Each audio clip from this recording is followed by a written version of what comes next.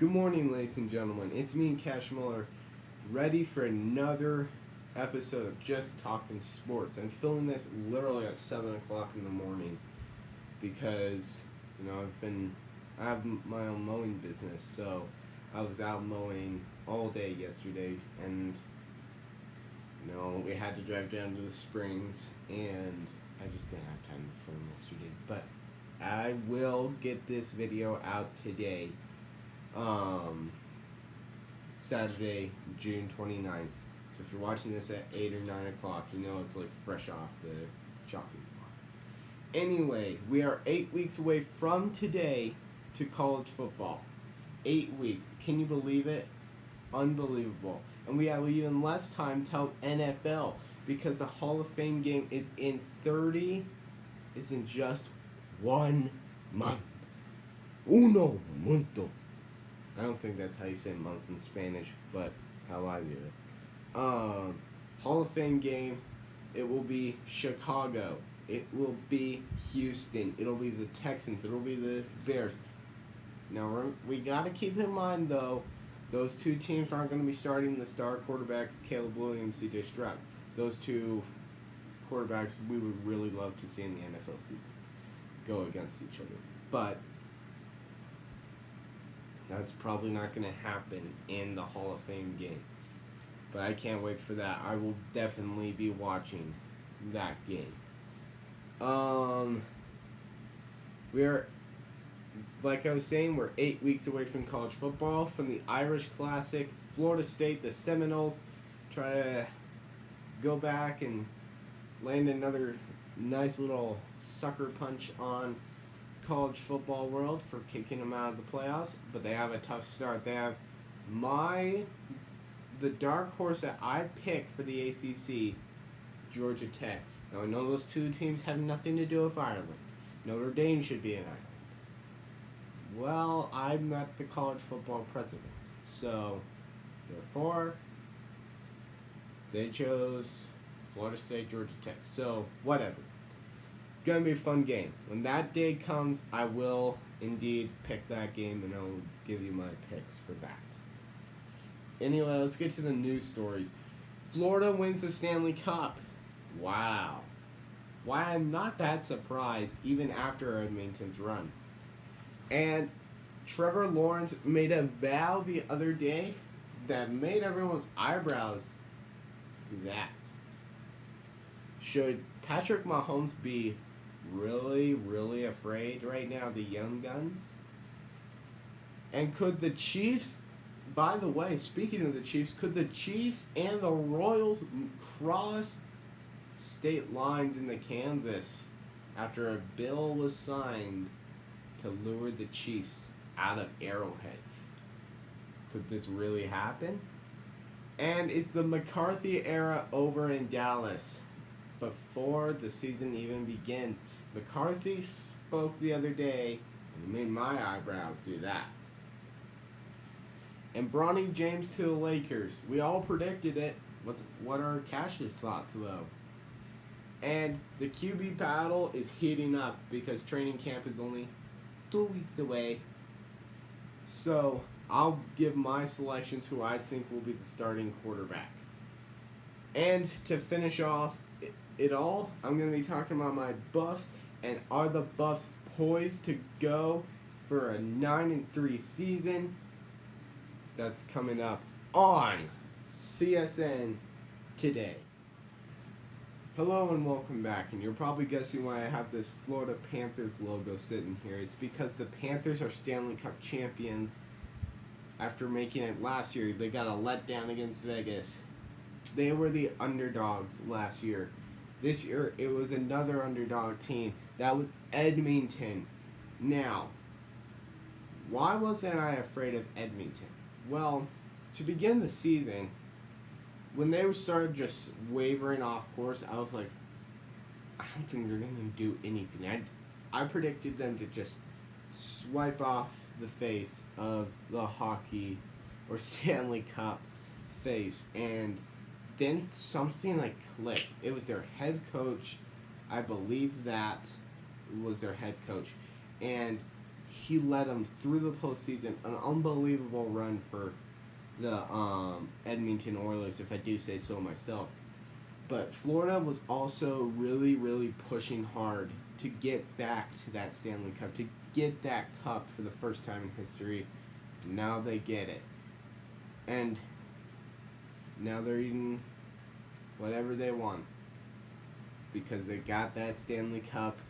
They got it for the first time in history. And guess what? I know what it's like to be a Stanley Cup champion. Fan of a Stanley Cup champion. And congratulations to all you Florida Panthers fans out there. Like, you really did have a good season. I was standing with the Panthers if the Avs didn't go to the Cup. Those Panthers were really mean this year. I mean, they overcame the New York Rangers, and that 3 straight losses in the Stanley Cup. Oilers were just gassed after that, unfortunately.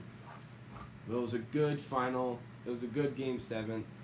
I loved the fact that I went to a Game 7, but I wasn't worried about Edmonton because I knew Florida was going to come back at some point. Like, they probably just, like, started thinking, well, it's Game 3, we got it all locked up. Well, Edmonton saw that little hole. See, this is the size of the hole. They saw that hole and blew it open, and then Florida, like, put duct tape over it, and now they're trying to get through, and then as soon as they start to get through, it ends up against the wall. The Panthers hoisted the Stanley Cup. The Cup goes back to Florida again for the first time in 2 years, after the Avs held it and the Golden Knights held it. So, congratulations, Florida. You really, really deserved that Stanley Cup victory after a long, long wait. Now,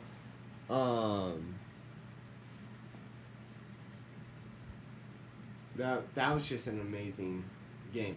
Coming up is the McCarthy era over in Dallas. Wait till you hear what Mike McCarthy had to say. Alright, and welcome back. And as promised, we're talking about the Dallas Cowboys. So, I've been into sports since like 2015 or so. And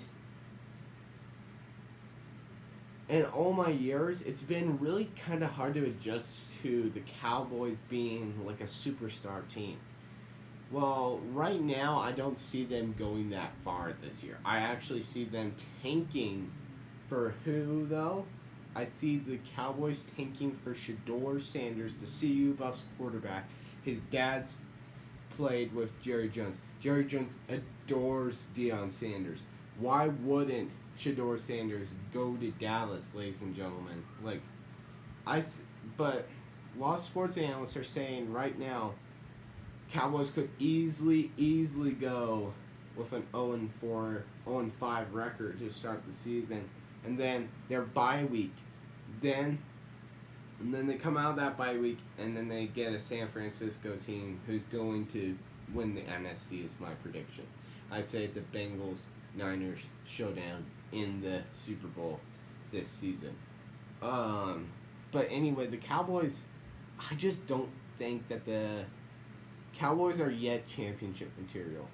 But McCarthy said he's sick of Jerry Jones, like, pushing him around. Like, that kind of gives something away like that.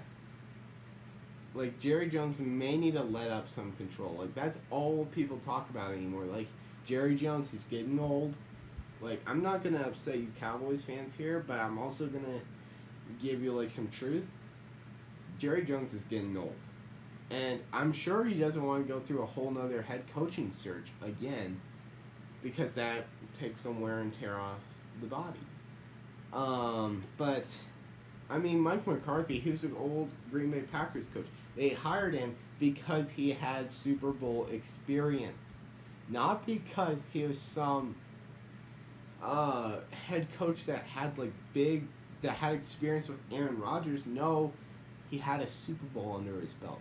So right now, and I can't even remember the Cowboys being good. Like, right now is the only time I can really remember the Cowboys being good. and I still don't like them.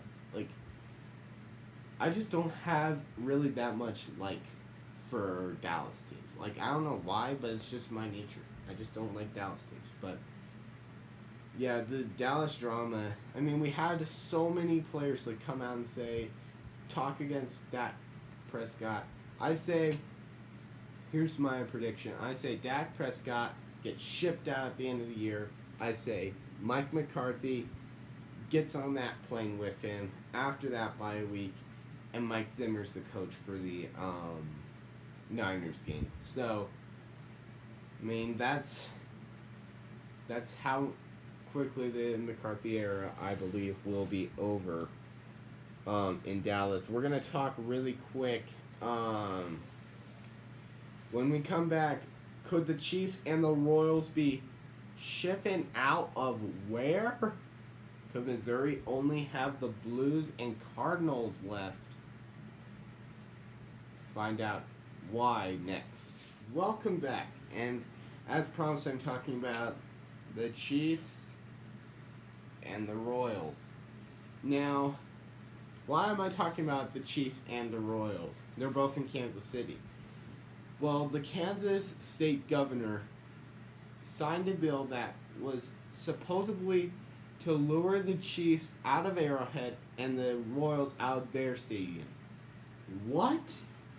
So, I mean, Arrowhead's got a lot of history, but I despise Arrowhead because that name is just, no, you can't have Arrowhead.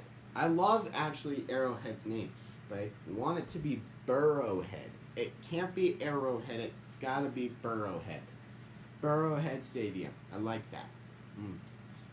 That's money right there. Burrowhead Stadium. The Royals are peaking right now. They are the best Royals team I have seen in years, ladies and gentlemen. But the Chiefs are also really good, so it would bring some good recognition to the state of Kansas. I mean, they're going to stay in Arrowhead, and they're going to stay in the other stadiums. I hope it's Burrowhead by the time the Chiefs move out. I have nothing against the name of the Chiefs. I just don't like that it's Arrowhead instead of Burrow. Like, that's...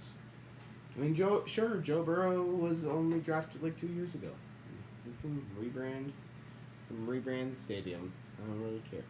But anyway, Royals and Chiefs probably shipping out of Missouri, which means the Blues and the Cardinals would be the only two pro sports teams left in the state of Missouri. But we still have football in Missouri because St. Louis, the Battlehawks of the United Football League, are still there. So calm down, folks. It's not over yet. So that's settled. We have to talk about Bronny James heading to the Lakers. I mean, really, folks, why is this news? This was predicted since the start of the draft. Like, he'd only worked out for two teams, the Phoenix Suns and the LA Lakers. I mean, I agree with the critics. Like, I agree totally with the critics that Bronny James, like, he needs to probably develop. And I agree with the GM of the Lakers, too. Because, I mean, the Lakers GM said he wants Bronny James to play with his dad. And I totally respect that. It will be the first father-son duo. It's historic. It makes a good image for the Lakers. But I'm not sure if Bronny James can go to LA and win a championship yet. Like, he's not going to be like the key player. He's not going to start every game like his dad. But he will start some games. And I do believe J.J. Redick is a legit coach, even though he's only coached kids. But kids are a lot more messier than adults. Adults listen. Kids don't. That's just the plain truth. Sometimes adults act like kids. So, there's that. Bronny, but that's really not any good. That's like anyone watching sports that follows sports closely like I do, they're just sick of hearing Bronny James going to the Lakers. Like, Bronny James goes to the Lakers, he goes plays with his dad, it's historic. But what next? Like, they should have at least signed him to a two-way deal so he could go play in the G League with the with the Lakers minor league team pretty much. But no, Lakers GM said he's going to play on the LA Lakers. He's not. He's not playing for anyone else. Okay, have it your way. Watch the Lakers go with only 40 wins this year. I mean, with only 40 wins. Yeah. Watch them go with 40 wins, and then it all rains down on Bronny. I don't want it to rain down on Bronny at all. I just don't think that this is a wise decision. Like, I want Bronny to succeed, but I don't know. We'll see. Anyway, coming up, Trevor Lawrence made a vow the other day and raised some eyebrows. Could Patrick Mahomes be under a threat for his reign of the AFC that's coming up next? This is the Jacksonville Jaguars, who recently approved a stadium renovation that will change the world of football. I'm being too dramatic. Trevor Lawrence is the reason we're talking about the Jacksonville Jaguars today, but they also approved a monster stadium renovation. It looks like something fresh out of like sci-fi movie, like something that you would see like a football team on Mars playing in, but it's pretty cool.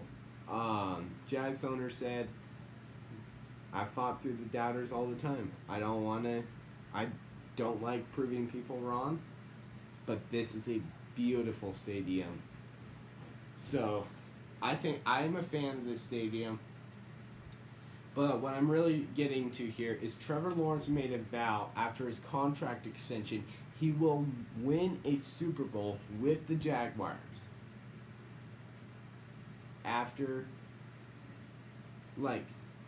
He will win a Super Bowl in his career with the Jaguars. Wow. You're talking like a team that has never made a single Super Bowl appearance. Like, he's won the national title. Like, that is huge. You got a national title win under your belt. Good job.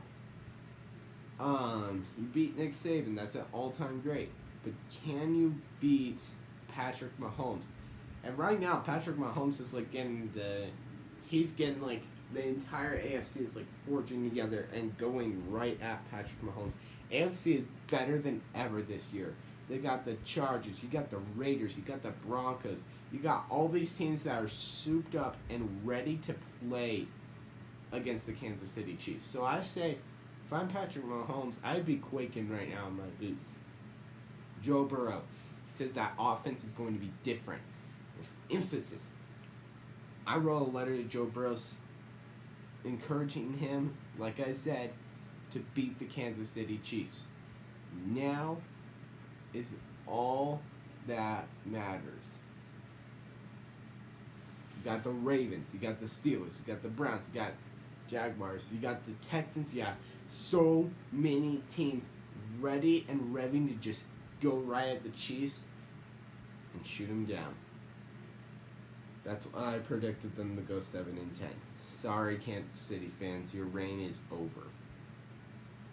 But Trevor Lawrence, I mean, this vow to some people saying that the Jaguars can go to the Super Bowl, I don't disagree. But they almost beat Kansas City a couple years ago. So I don't disagree. Trevor Lawrence is a terrific quarterback. I've always been a fan of him. I just do not yet think that,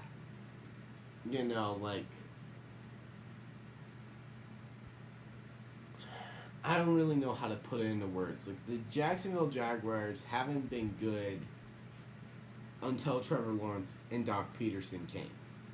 And Doug Peterson has a Super Bowl under his belt. So I have no doubt that that Doc Peterson and Trevor Lawrence can go win a Super Bowl together. It will be an amazing sight too, if they do it. So I don't think his vow is unreasonable. I really actually like the ambition. I like players being ambitious. I just don't like Patrick Mahomes being ambitious or Travis Kelce. Travis Kelce said the other day, by the way, this is not on the news stories, but Travis Kelce said the other day, we are an invincible force, or something like that. Oh yeah? Tell that to Cash Muller, who just predicted you to go 7-10. If you know Travis Kelce, please send him my prediction for the schedules. And that's why I keep my comments off, so I don't have to know that Travis Kelce's watching my video. And if Travis Kelce is watching my video, you can try to beat the Bengals, but you ain't going to win. Coming up, my QB battle picks for Atlanta and Denver, I say, I'm just going to do them right now. So,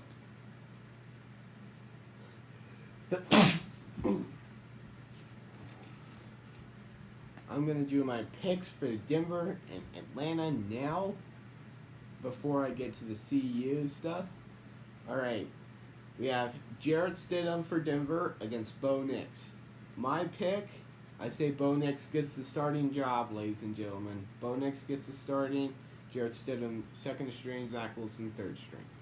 And then in Atlanta, I say experience is always best. Kirk Cousins gets that job over Michael Penix by slim margin. Alright, coming up.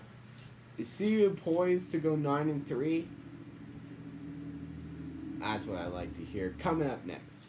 Hey everyone, it's me, Cash Muller. I'm in my prime gear. It's prime time. Because guess what? We're talking about the Buffs. Ladies and gentlemen, the Buffs are back, and they are going back to the Big 12 where they belong. Yeah, that's where they belong, baby. They have an entire schedule of great teams, great times. But I don't care nothing about that. I care that the Buffs will go 9-3. That's my prediction. Okay? Good rhythms. Now, here's their first game. They have North Dakota State. I'm hoping I can attend that game, but that's on a mowing day I'm on. So, we'll see if that works out. Thursday, we have North Dakota State. I say that's a win. We have Nebraska. What has Nebraska improved by? Let me see. They've had one quarterback transfer. Now, I was reading an article the other day, and it said Nebraska has got a pretty light schedule, except this marquee matchup in Lincoln against the Buffs. And I will tell you right now, if you are not familiar with the Buffs, Nebraska Cornhuskers, you are on another planet, because this rivalry is everything. They fly the Nebraska flag at half staff. If the Cornhuskers lose, it's a whole ordeal, ladies and gentlemen. Then they have Colorado State. Now that's the Rocky Mountain Showdown, and the Buffs are going to win it by a workload this year. Buffs are going to win Colorado State, so they're out there 3-0. Baylor, that's an easy. Listen, ladies and gentlemen, Baylor is not old-time Baylor anymore. I do not even think Baylor is going to have a chance this year at anything. University of Central Florida, that might be a win, that might be a loss. That's one of the games I think that could be a wavering, but I think that CU, it'll be a matchup of black and gold. I say CU edges that one out. Kansas State, unfortunately, I can see us winning over Kansas State, actually. I see us winning over Arizona. What's that? Then we have a win over Cincinnati, and then we have our bye week. We have West Virginia. I think that's going to be a loss. The haters start coming out of the woods saying, well, Coach Prime's a big... No, we have Texas Tech. Yeah, Texas Tech is our team coming out of our bye week. 1, 2, 3, 4, 5, 6, 7, 8. I say Texas Tech beats us. Unfortunately, like I say 9-3. But this is like a long ways. We're like entering the final stretch, and then people come out of the woodwork and say, "Oh, Coach Primeson, those games were fakes." Like, Coach Prime doesn't have any power over Kansas State. They go to Utah, and they host Utah, and they say, "Yeah, Cam Rising ain't gonna do anything." Cam Rising wins the Rumble, loses the Rumble in the Rockies to Shedeur Sanders. And then we go to Arrowhead to play Kansas. Hey! The Buffs win that game. And then we have Oklahoma State. I cannot wait for that Oklahoma State showdown. That's going to be a really fun game. So actually, in general, many sports analysts are poising them to go 9-3. I don't poise them at all to go 9-3. I say 11-1, Big 12 title, playoffs. Bang, bang, bang. Bang, bang, bang. So, that's my prediction for my Buffs this year. Now, if you want to see more of me talking about the Colorado Buffaloes, you can subscribe and like to the channel. If you like this outfit, tell your friends. Go get some blenders, a hat, and a hoodie. We'll see you at Folsom. Anyway, until next time, we'll see you on the next episode of CSN.